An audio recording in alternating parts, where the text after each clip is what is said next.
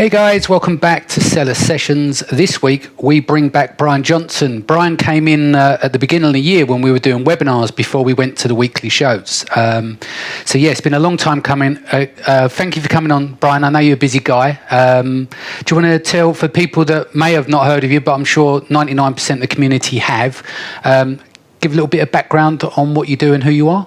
Oh yeah, certainly I appreciate it. And I'm glad to be here as well. So I don't think I used to assume that, somehow that somebody would know who I am based off of the webinars and the courses and that kind of stuff. But, there's so many new people that are still coming into this business and will continue to that, I don't want to take that for granted. So as far as my background goes, I've been in e-commerce for probably 11 or 12 years now. I spent several years selling, basically being a factory rep, or essentially doing arbitrage, if you will, for a specific type of product for banking equipment on eBay for several years. And I had a certain amount of success with that.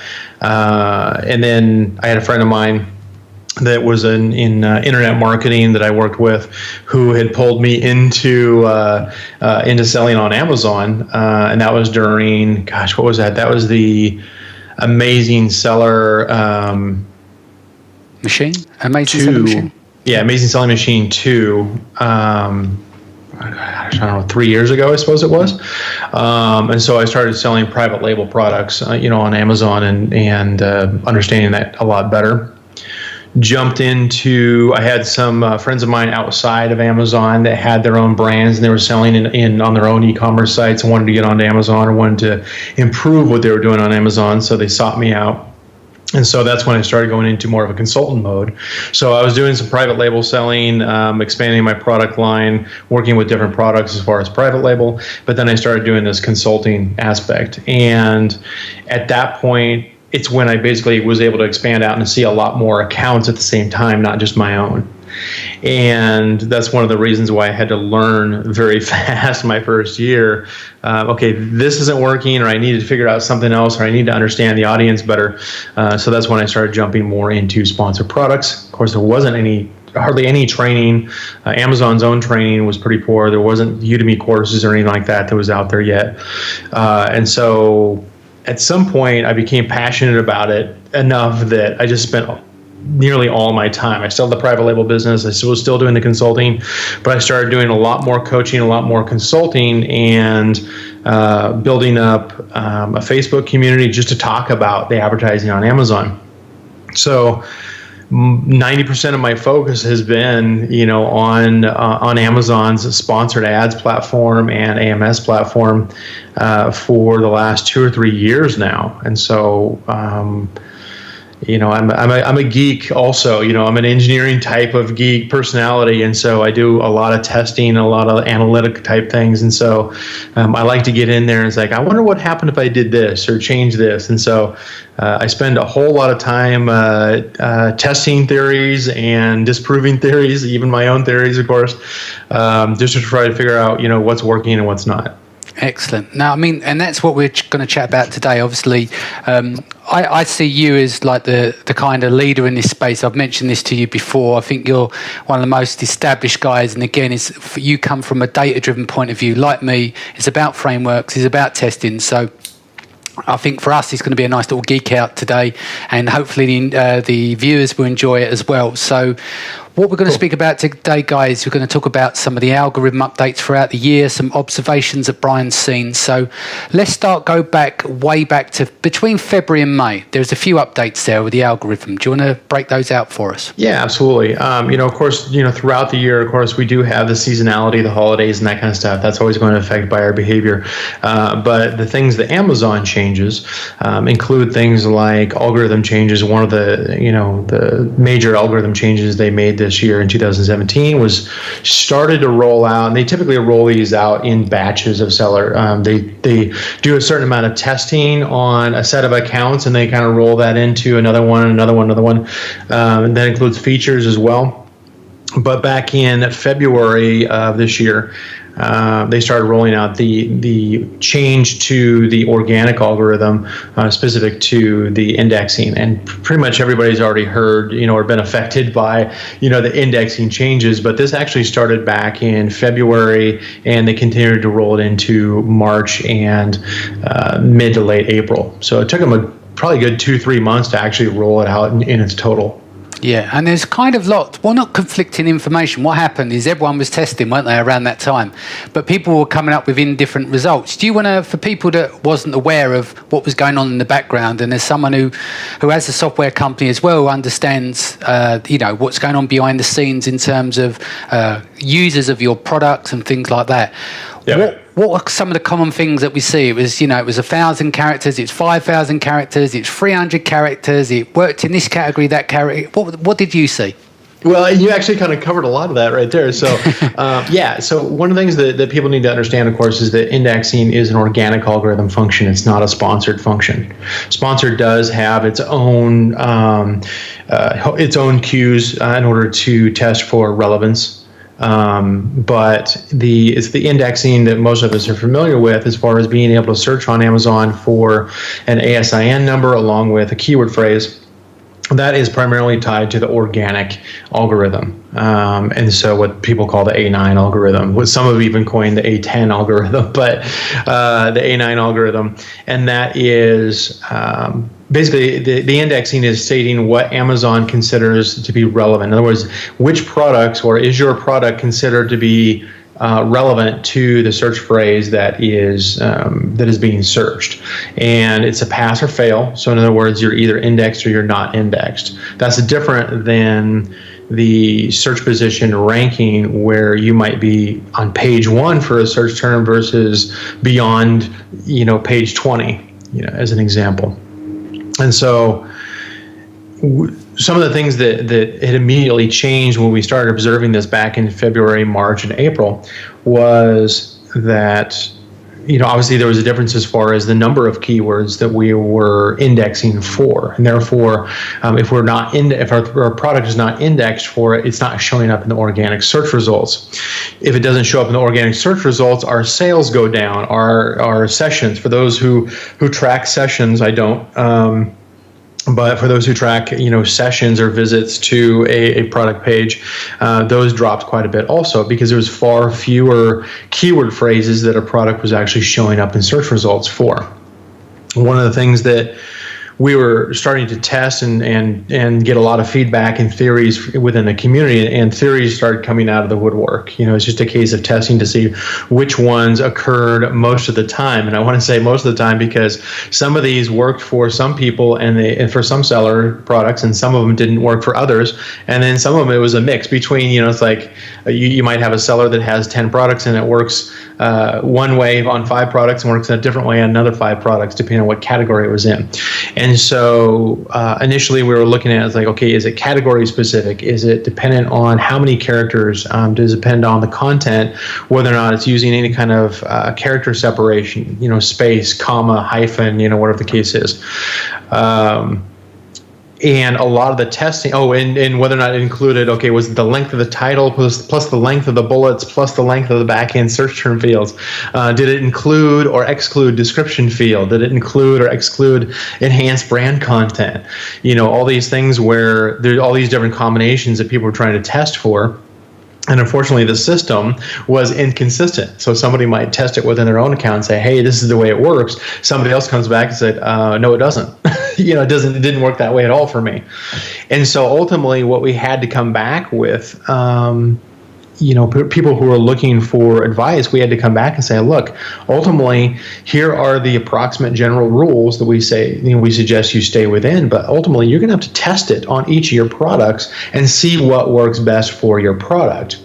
It's gotten a little bit better now in that we've gotten to the point where it has become more consistent in that, we can say it's like, look, try to keep it under 250 characters for all the back-end search term fields, or use the back-end search terms only sparingly. In other words, don't rely on the back-end search term fields.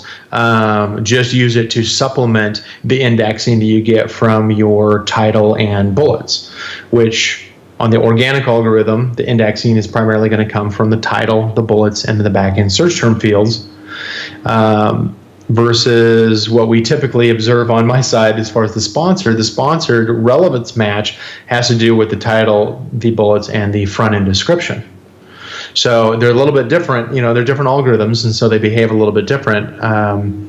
But yeah, it seems like as far as the indexing goes, it's definitely become more consistent, that it's across most, if not all, categories.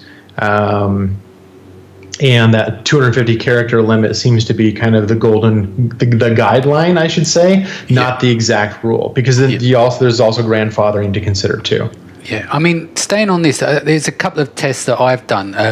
I've used, I'm not going to name them on the service what they are, but you can do a Google search and look them up, where you can find out the back-end search terms of your competitors. One of the interesting observations I had, and it started in Japan and then I moved it across the UK, Europe and stuff. What I identified, and whether it's right or wrong, is that the big sellers on this particular product in my category were actually using phrase, and it was almost like they were using a top-down approach. So they've got their broadest term at the top, like their two-word search phrase, and then they'd nest them underneath. So they're repeating their main keywords. So in the back end, you've pretty much got less than 150 characters across the 5 fields. And it seemed that the common theme with these guys, that because some of them were brands that would rank the same product in every country. So they'll be in the top 3 positions in Japan, the US, the UK, and across the European marketplaces. So we know that, we've had these discussions, you wouldn't use commas, you don't use phrases, you don't repeat words, yet you're finding stuff like this. And that kind of throws out our original thought process, doesn't it? Because you're like, hold on, that doesn't add up. It's not what we know to know. Does that make sense? Have you come across anything like that? Oh, absolutely, yeah. Because Amazon is always telling us to do one thing. Yeah. Depending on which channel you ask, whether it's actually somebody who knows what's going on, who's an engineer on some development team, and we have those kind of connections. But at the other, we're going to trust that source more than a chat with seller support, for instance, who tells you, or even some of the published guidelines that Amazon will show as far as don't repeat words and that type of thing. What I've always taught is to focus in on full phrases. Doesn't matter if you're repeating individual words. Focus in on full phrases separated by a space, or you can break them up into the individual search term fields. One of the things that when it comes to like what you're talking about as far as that service, and I would still consider that to be probably a black hat or a gray hat type of service, where I don't think that Amazon would appreciate it being done.